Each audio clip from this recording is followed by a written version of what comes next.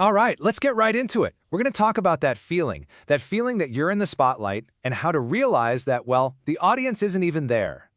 You know that feeling, right? You're in a room, you say one little thing that sounds off, a bit awkward, and suddenly your brain just won't let it go.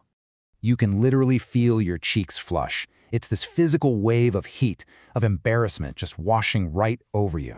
And your mind just hits the remind button, over and over and over again, replaying that one tiny moment, that single sentence, that little fumble.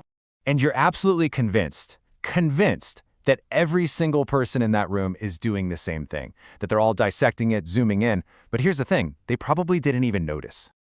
It's crazy how much energy we spend performing for this imaginary audience that lives inside our own heads. So it's time to pull back that curtain and see the truth. The theater is empty.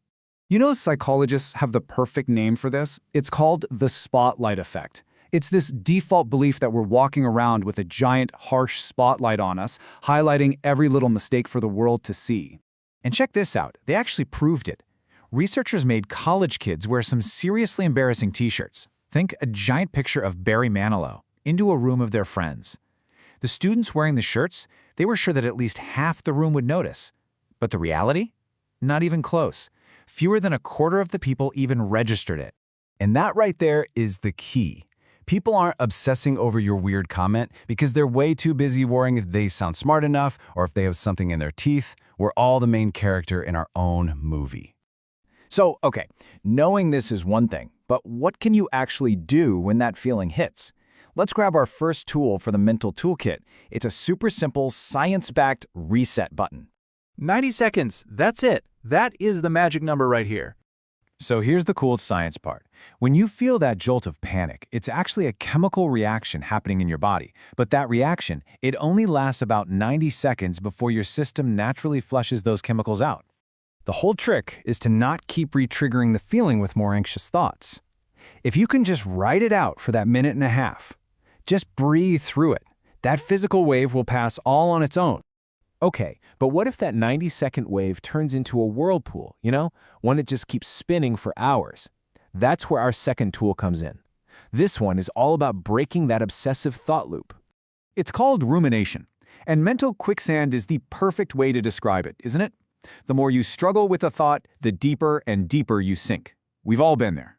So to get out of that quicksand, you need to throw yourself a rope. And that's what the 5-through-1 technique is. It's simple. First, just name 5 things you can actually see around you. Then, physically move. Even just walking into the next room works. Next, do something that takes up your full attention for 3 minutes, like a puzzle. And finally, complete one small productive task.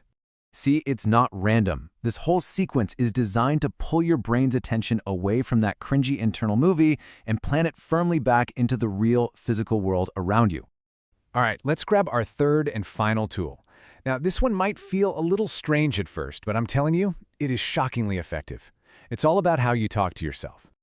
So just look at this comparison.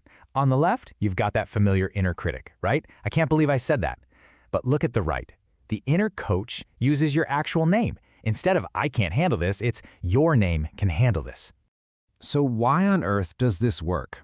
Well, when you use your own name, you create what's called psychological distance. It's like you instantly shift from being overwhelmed by the emotion to being an advisor to the emotion. You become your own supportive friend.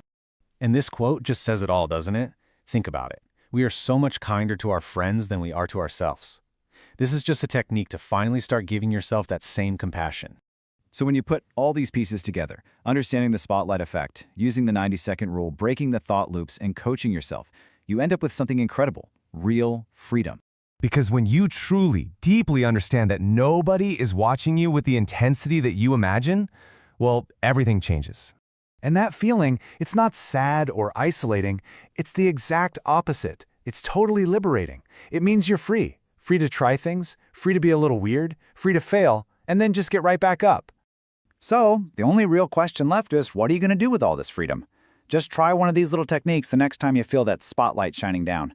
See what happens when you Please subscribe to Smart Laziness.